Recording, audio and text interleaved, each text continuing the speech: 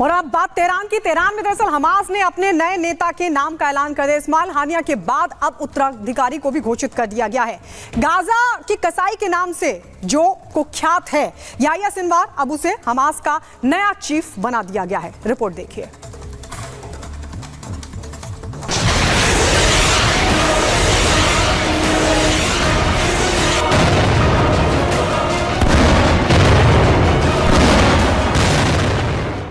हानिया की हत्या, हमास में खलबली। हमास का नया नेता याह्या सिनवार। गाजा के कसाई को हमास की कमान। हानिया की हत्या, अब सिनवार की तलाश।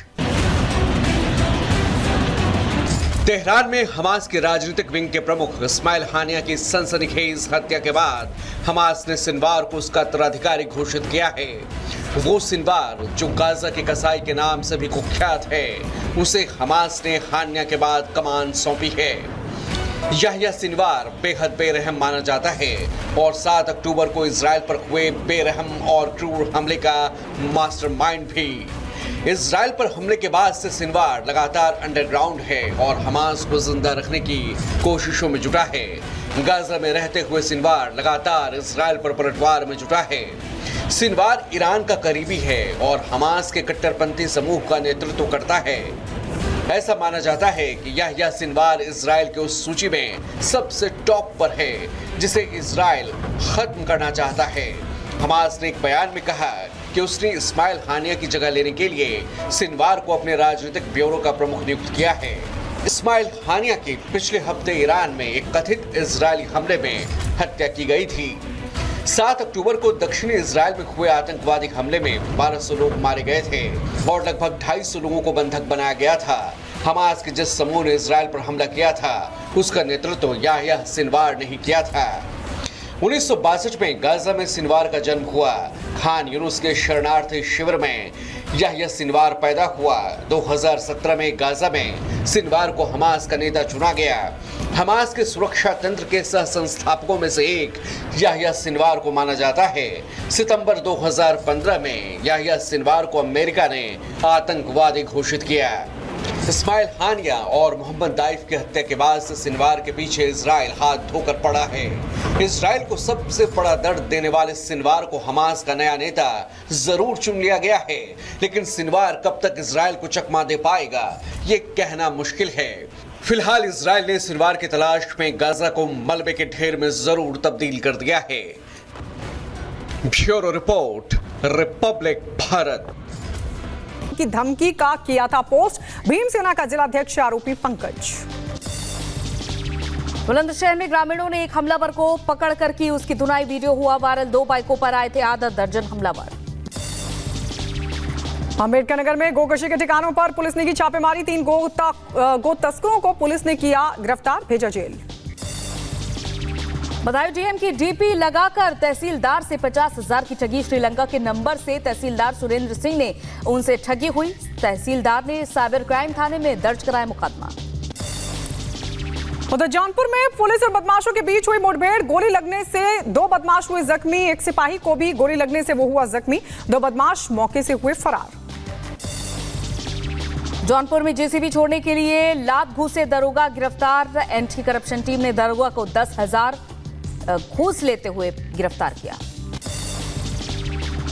बुलंदशहर के खानपुर में स्कूल से घर जा रही छात्रा के साथ हुई छेड़छाड़। बाइक सवार 2 शोधों ने की छेड़छाड़।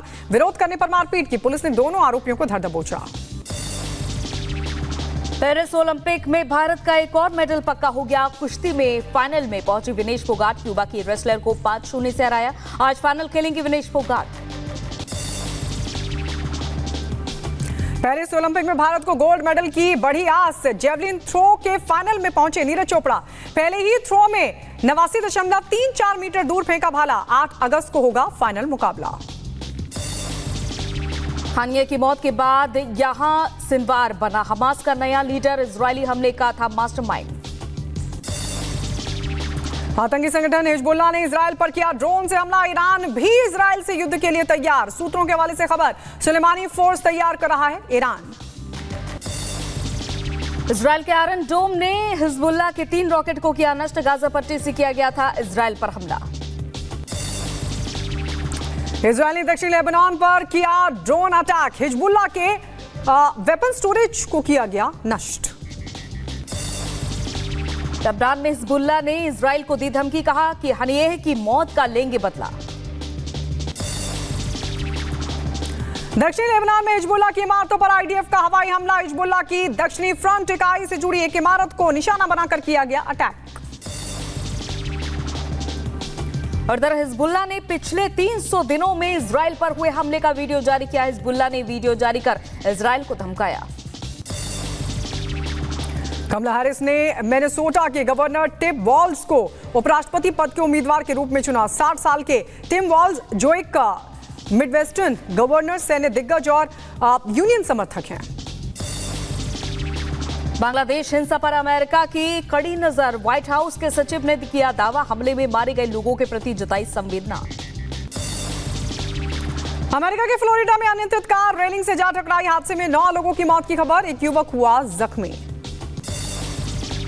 यूक्रेन के राष्ट्रपति ज़ेलेंस्की ने खार्किव में हुए रूसी हमले पर जताई संवेदना, कहा कि राहत और बचाव अभियान जारी रहेगा। रूसी सेना ने यूक्रेन की घुसपैठ को किया नाकाम। रूसी रक्षा मंत्रालय ने हमले का वीडियो भी किया जारी।